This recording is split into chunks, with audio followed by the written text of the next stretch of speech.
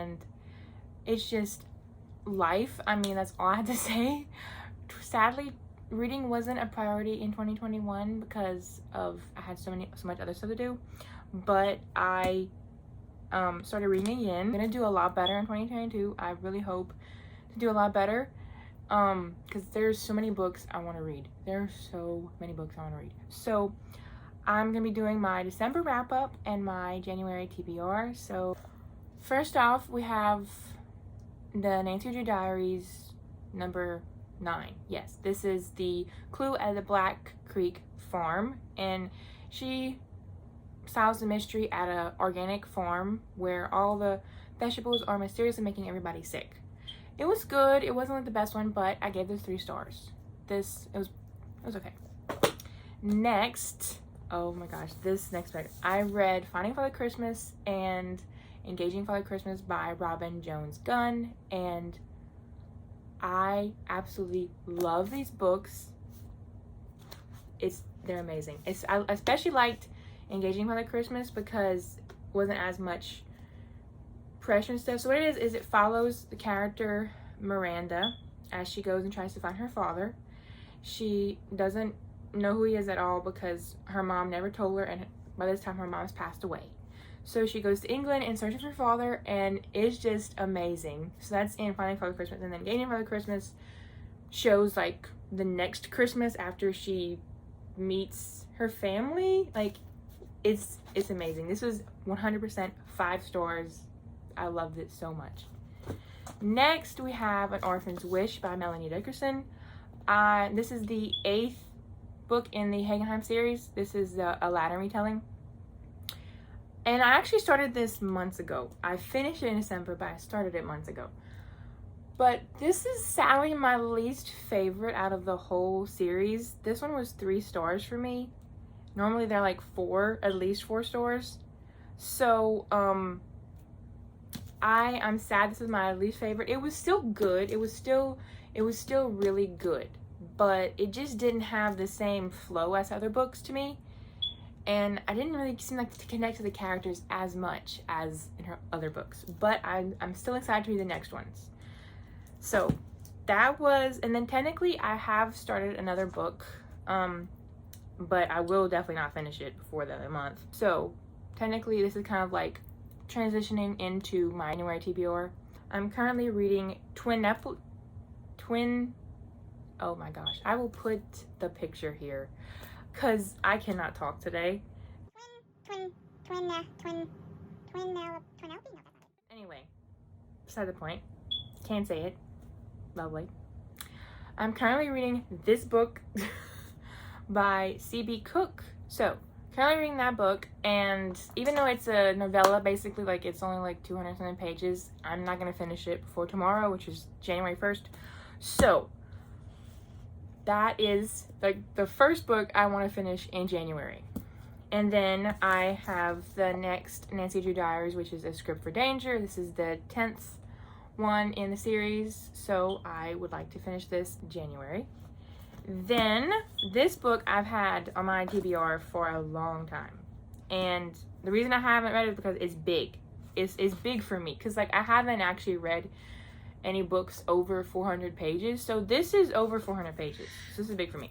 This is Lady Jane Disappears by Joanna Davis Politano. Yes, and I am really excited to read this book.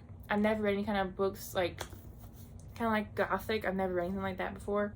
Okay, so this is about a girl and her dad suddenly passes away, and then she's left to go and meet her family that she didn't know. She's left to go and meet her family she didn't previously know, and she's only left like a few things of his, and so that's pretty much all I know about the book, and it sounds really good, so I am excited to read this book. Next we have Allison Henry and the Creatures of Tyrone by C.J. Darlington. Yes, I've never read any kind of fantasy books, so this is like I think a good way to kind of start in fantasy because it's Christian fantasy, and it's kind of, I think it's going to be kind of like Chronicles of Narnia anyway, from what it sounds like. I think it's going to be kind Chronicles of Narnia. So I am really excited to get to read this book.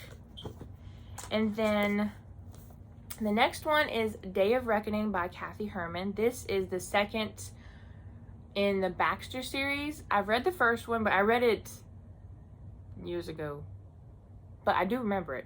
And the reason I haven't actually started reading these books, because they are bigger, and there's 5 or 6 in the series, and I know that like the last 2 books take place where there is like a virus.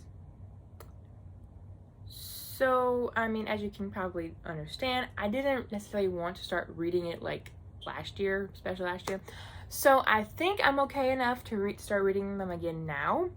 So I actually just realized I didn't even tell you what this book is about. Of course, like, it's Christian mystery, and this one in particular is about 2 girls who go missing, and one of them is the daughter of this like businessman in town, and he comes to town, he takes a lot of jobs from other people in the town, so they don't really like him. But the faith content in these books is amazing. Like, in the first book, it had a lot of angels. These are really good. It's just they're very intense though. So this sounds very interesting, and I am excited to read this one. And then the last 2 books, I don't have a physical copy, but I want to read Dandelion Dust by Faith Potts. I have been wanting to read that book, and it's on Kindle Unlimited, so I am excited to read that one. And then the next book is not a Christian fiction book, but it is actually set in my state. So I really want to read it because there's not that many books set in Louisiana. So it's A Flick in the Dark by Stacey Willingham, and I'm actually going to be getting it in a book of the month for January. And I am really excited. It's kind of like a suspense thriller. I've read suspense books, but never like a thriller book. But so what it is, it follows the main character as these 6 girls disappeared. They disappeared in her town when she was younger, and then her dad was like confessed to killing them. And then she grows up and she's like a therapist in Baton Rouge, and then it starts happening again, but her dad's in prison, so like he couldn't have done it. So it sounds really, really interesting, and I am very, very excited to read all these books.